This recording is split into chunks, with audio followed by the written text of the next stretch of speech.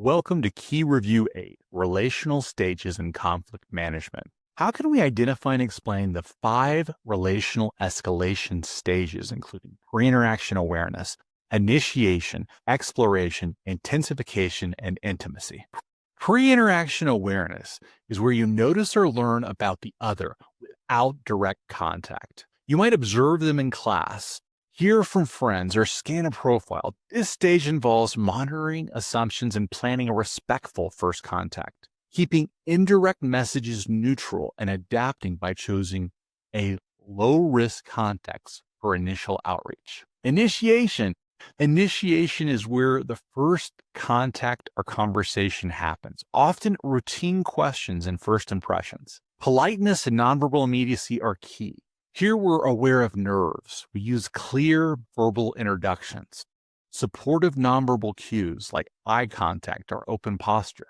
We listen and respond with brief follow-ups and adapt to their pace and formality. In exploration, you dive into more safe topics, though time and physical contact may still be limited. This stage involves testing compatibility. Be aware of comfort levels. Use verbal open questions. Moderate nonverbal immediacy.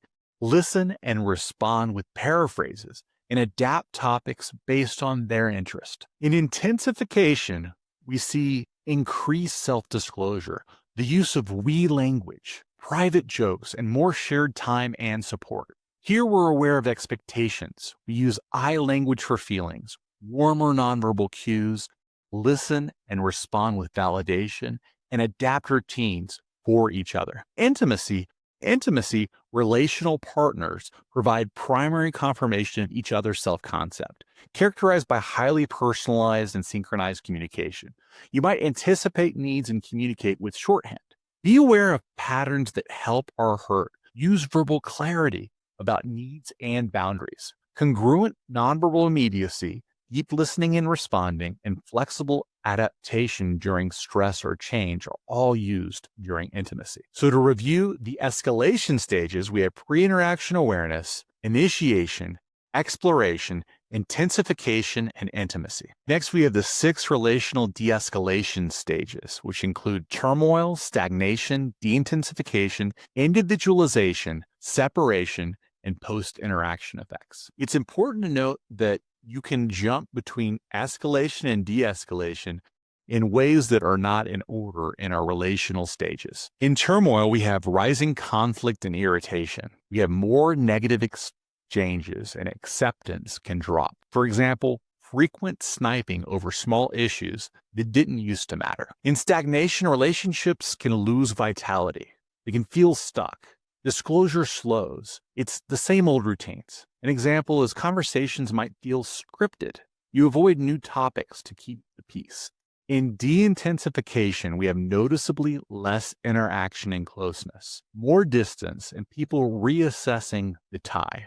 An example might be fewer texts and calls, shorter visits, or more solo plans. Individualization is characterized by how partners define themselves as separate individuals. I or you can replace we.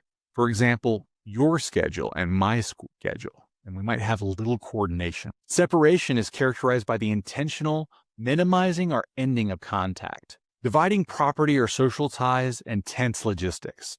For example, returning belongings, updating living or financial arrangements. In post-interaction, each person crafts a grave dressing account, explaining the story of why or how it ended, and works to rebuild self-concept. For example, we wanted different timelines. I learned I needed clearer expectations next time.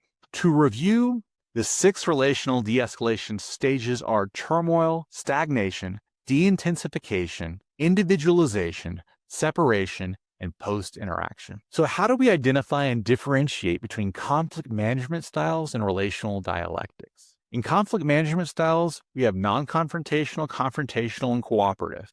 And in relational dialectics, we have integration and separation, stability and change, and expression and privacy, to name a few. We have 3 conflict management styles to know: non-confrontational, confrontational, and cooperative. Non-confrontational is defined by choosing to withdraw or smooth over issues for short-term harmony, often leading to long-term problems. For example, it's fine, forget it. Confrontational is defined by contrast and attempting to control the interaction, focusing on blame and personal positions. For example, you're wrong, do it my way. Cooperative is defined by working together to separate people from the position, addressing underlying interests to generate win-win solutions. For example, what do we both need here? To review our conflict management styles are non-confrontational, confrontational, and cooperative. So what are three relational dialectics? We have integration, separation, stability and change, and expression versus privacy. In integration versus separation, the tension between the personal autonomy, our time for me, and the relational connection, our time for us, is at odds. For example, wanting solo study nights, but also wanting nightly check-ins. In stability versus change, the dynamic between desiring reliable routines and seeking variety or spontaneity are at odds. For example, same Friday dinner spot versus trying a new place. In expression versus privacy, the push and pull between sharing information or openness and keeping certain things private or closeness are at odds. For example, telling friends about an argument versus keeping it just between the partners. So to review, we have integration and separation, stability and change, and expression versus privacy. And that's how we differentiate conflict management styles and relational dialectics.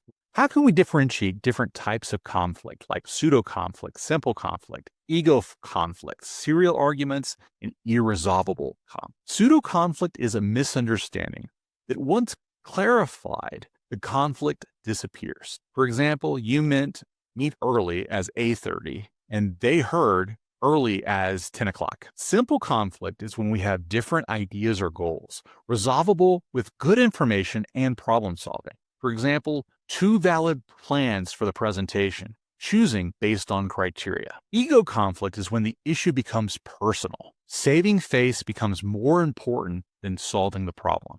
For example, you always do this, or you never listen. A good fix for this is resetting the tone using I language and focusing on the task at hand. Serial arguments are recurring conflicts about the same theme. Repeated disputes about chores or time management are good examples. Irresolvable conflict is where core values and needs clash. It's not solvable right now. One wants to relocate across the country, the other won't. We're managing boundaries, timelines, or third-party help. We agree to disagree with respect. So to review, we have pseudo-conflict, simple conflict, ego conflict, serial arguments, and irresolvable conflict.